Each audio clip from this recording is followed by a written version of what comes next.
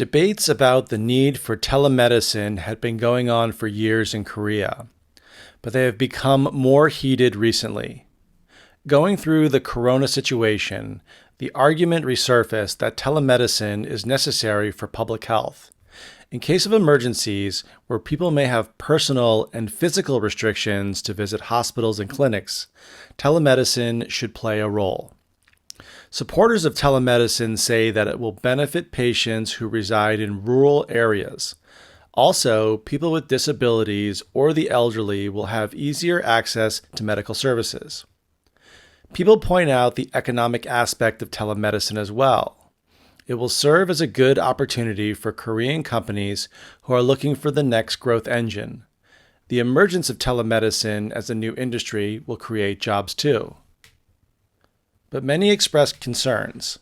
When telemedicine is launched, most patients would prefer seeing doctors from well-known, large hospitals over visiting smaller clinics in their neighborhood. Many neighborhood clinics will go out of business, and eventually, patients from low-income families will have less chances to see a doctor in person. Also, only a few conglomerates in Korea can afford the expenses needed to set up telemedicine's infrastructure. A limited number of big-name companies will benefit. This naturally raises the question of corrupt ties between the government and the conglomerates. Telecommunication technology is creeping into our daily lives year by year. At the end of the day, medical services will be no exception. But seeing a doctor is different than seeing your friend or conferencing with your business partner. Our society demands more in-depth discussion about the issue. Telemedicine provides an easier option for those who have difficulty seeing a doctor in person. This technology will pave the way for better treatment. So today's subject is telemedicine.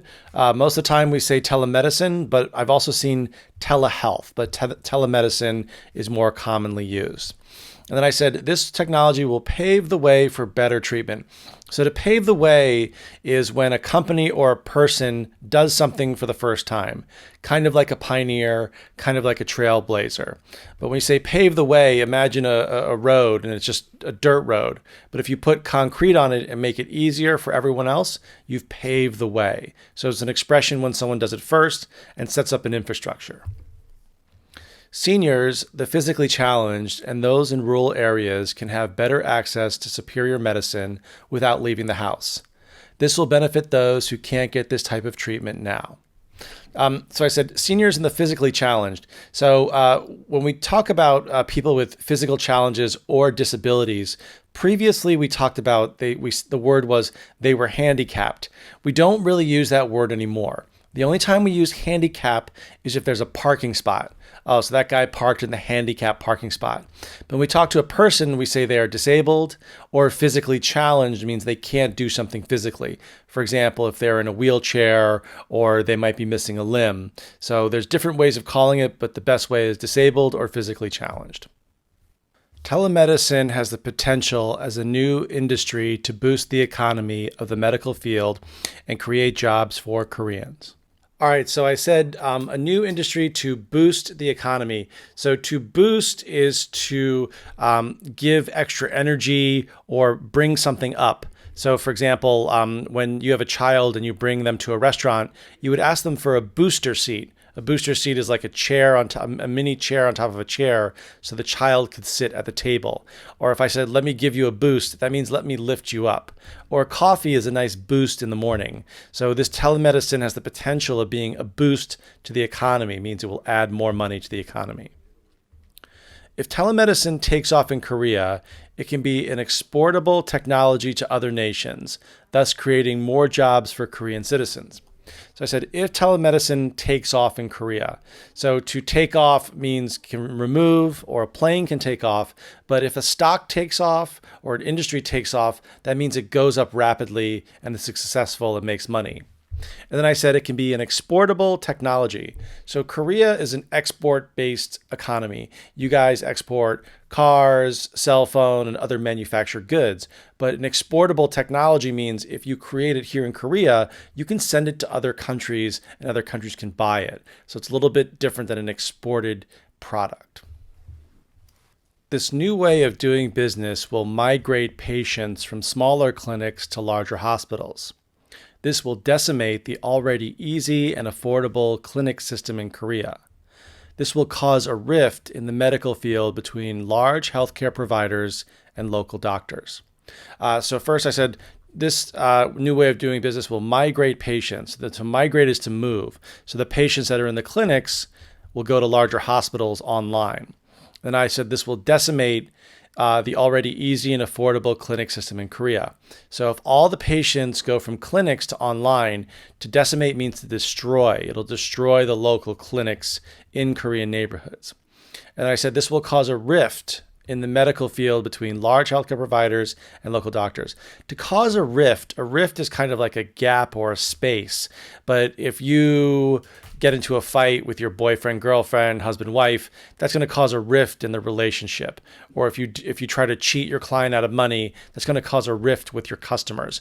So it's kind of like a bad situation where neither party is liking the other party and they're getting farther and farther away and not working together.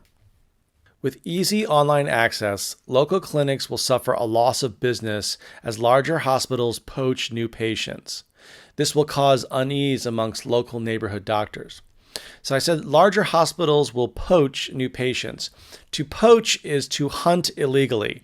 So a lot of in African nations, people are poaching rhinoceros and endangered species such as elephants. It's illegal. You can't do it. You can't hunt those animals.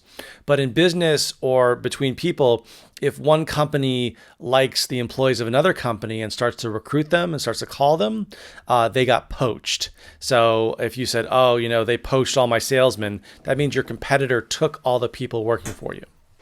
And finally, I said this will cause unease amongst local neighborhood doctors.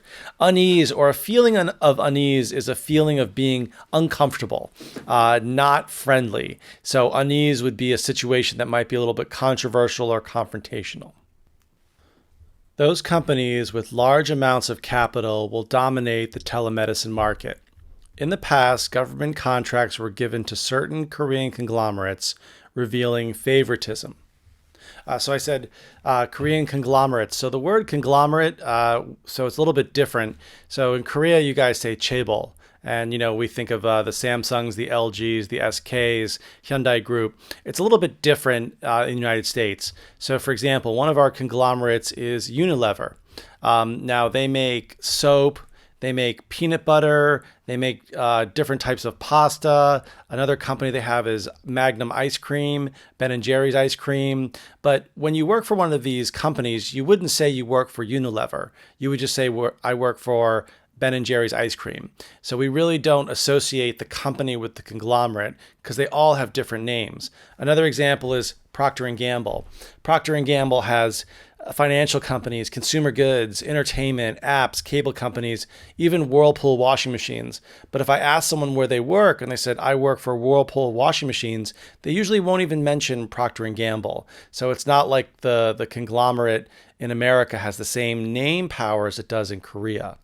And I said these conglomerates might be, that when they work with the government, revealing favoritism. Favoritism is when you favor one person or party. For example, I'm the oldest of 3 children. It's me, younger sister, younger brother. My mom loves my sister the most over me and my brother. So she always shows favoritism to my sister. The cream of the crop conglomerates in Korea will be the only ones who can fund telemedicine. It will limit the market to startups and smaller competitors. So I said the cream of the crop conglomerates in Korea. So the cream of the crop usually means the best or the smartest or the top. So in this case, the cream of the crop would probably be the top 2 or 3 conglomerates in Korea. Or if you were in a classroom setting, the top 3 or 4 smartest students are the cream of the crop. All right, guys, thanks for downloading, and you can please email me at feurey@gmail.com.